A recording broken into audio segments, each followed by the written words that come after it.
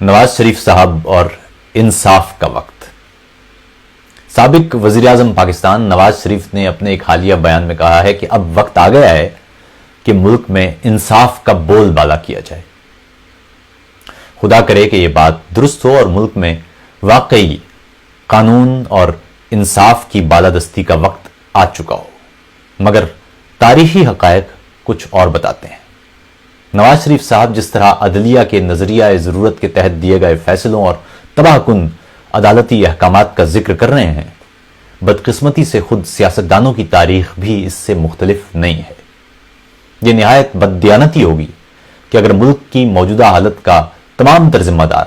عدلیہ کو قرار دیا جائے اور باقی عناصر بشمول سیاستدانوں پر الزام عائد ہی نہ کیا جائے یا ان پر عائد ذمہ داری ختم کر دی جائے۔ یہ بات بالکل درست ہے کہ ہر دور میں آمروں کے غیر قانونی اور غیر جمہوری اقتدار کو جائز اور قانونی بنانے میں ہماری عدالتیں موجود رہی ہیں اور ہمارے جج صاحبان پی سی او کے تحت حلف لے کر نظریہ ضرورت کے گیت گاتے رہے ہیں۔ مگر یہ بات بھی سچ ہے کہ ان آمروں کے اقتدار کو طوالت دینے کے لیے ہر دور میں ایک سیاسی ٹولہ بھی موجود رہا ہے۔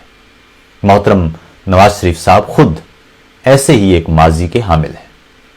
ملک میں اصل عوامی رہنماؤں کو سیاسی دھارے سے اٹھا کر باہر پھینکنے اور ان کی جگہ کمزور اور خامیوں سے پر سیاسی لاٹ سامنے لانے کا عمل اس دیش کے قیام سے اب تک جاری ہے۔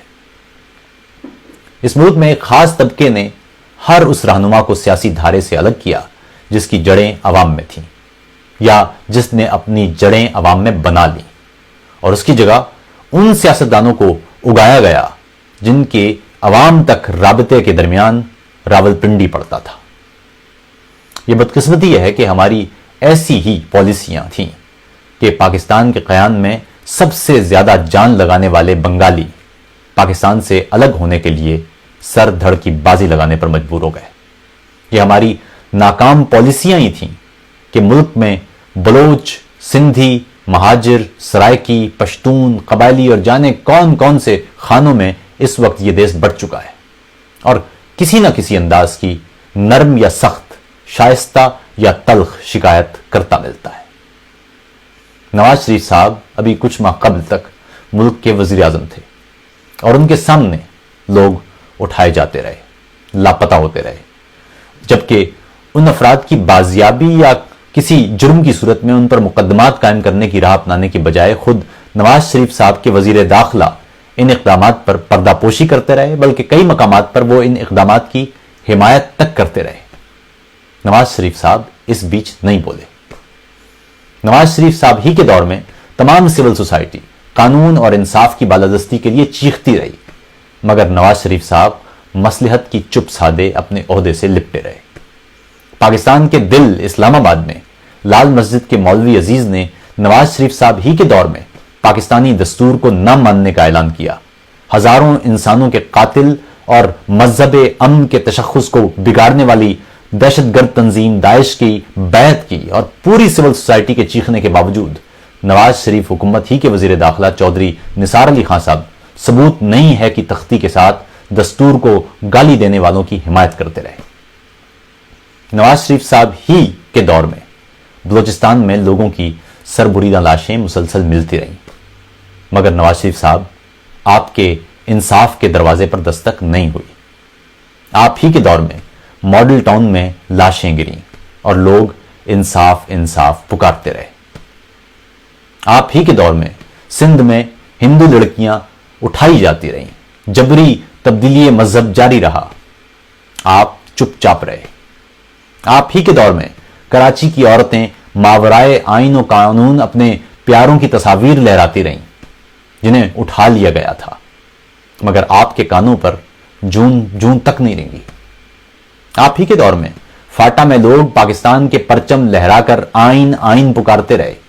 مگر برطانوی دور کا ایف سی آر پھر بھی قائم رہا اور پولیٹیکل ایجنٹ بادشاہ بن کر اپنے فیصلے صادر کرتے رہے، بالکل ویسے جیسے 70 سال سے کر رہے تھے۔ آپ ہی کے دور میں سوشل میڈیا پر فوج پر تنقید کے جرم میں لوگ لاپتہ ہوئے اور ان کے خلاف توہین مذہب کی جھوٹی مہم چلائی گئی، مگر آپ کے قلعے کی چوب حرکت میں نہیں آئی۔ آپ ہی کے دور میں سرائکی تخت لاہور سے اپنی برسوں کی شکایتیں دہراتے رہے مگر ان کے حقوق انہیں نہ ملے. آپ ہی کے دور میں پارا چنار پارا پارا ہوا. بلوچستان میں ہزارہ برادری خون میں نہاتی رہی مگر انصاف کی بارش کا کوئی ایک بھی قطرہ اس تباہ حال برادری کی سنگلاخ زمینوں پر نہیں گرا کہ مسکراہٹوں کا کوئی پھول کھلتا. حضور، ناانصافیوں کی یہ فہرست بڑی طویل ہے اور ایسی لرزہ خیز کہ الفاظ کانپ رہے ہیں. آپ کا کہنا ہے کہ آپ کے خلاف فیصلہ ناانصافی پر مبنی ہے، جس کے بارے میں آپ کا خیال ہے کہ وہ چند ہی ہفتوں میں سنا گیا مگر ان ہزاروں افراد کا کون سوچے گا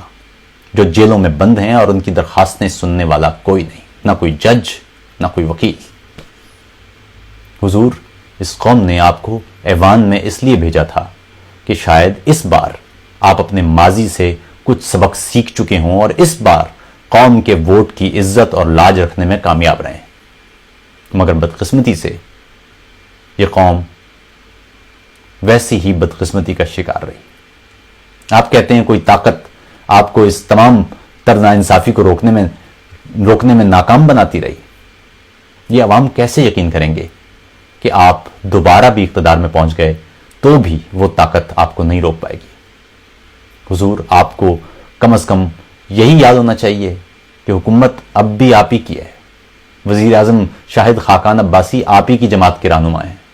اگر آپ کی اپنی جماعت کے وزیر اعظم اور پاکستان کے سب سے بڑے صوبے کے وزیر اعلیٰ کی موجودگی میں بھی آپ اتنے بے بس ہیں تو پھر کیا یہ بہتر نہیں ہوگا کہ قوم کسی ایسے شخص کو اقتدار میں لائے جو اتنا بے بس نہ ہو، جو کم از کم پوری ذمہ داری سے اپنی کوتاہیوں پر معافی مانگ سکے، جو کم از کم پوری قوت کے ساتھ اپنے دستوری اختیارات استعمال کرنے کی کوشش کر سکے، اور اگر کوئی اسے یہ اختیار استعمال کرنے سے روکے تو قوم سے خطاب کر کے کم از کم مطلع کر دے. حضور، یقین مانیے میں روح کے اندر تک جمہوریت پر یقین رکھنے والا شخص ہوں اور جمہوریت کو ہی اپنے ملک کی ترقی کا واحد راستہ سمجھتا ہوں کیونکہ دستور میں یہی لکھا ہے. مگر مجھ جیسا شخص بھی یہ سمجھنے سے قاصر ہے کہ اگر عوام کا نمائندہ وزیر اعظم اور سربراہ حکومت ہی ناانصافی کا رونا رو رہا ہو تو اس ریاست میں ایک عام انسان کی زندگی کس نہج پر پہنچ چکی ہوگی. آپ اب ایک تحریک شروع کرنے والے ہیں، ضرور کیجئے، شوق سے کیجئے، مگر جب تک آپ میں اتنی اخلاقی جرت نہیں کہ آپ کھل کر قوم کو بتا سکیں کہ آپ بے بس کیوں تھے، آپ کو بے بس کس نے کیا، اس وقت تک کم از کم آپ کی تحریک کا فقط میں کم از کم اسے ایک سیاسی مداخلہ ہی سمجھوں گا، اسے سنجیدہ نہیں لے سکوں گا.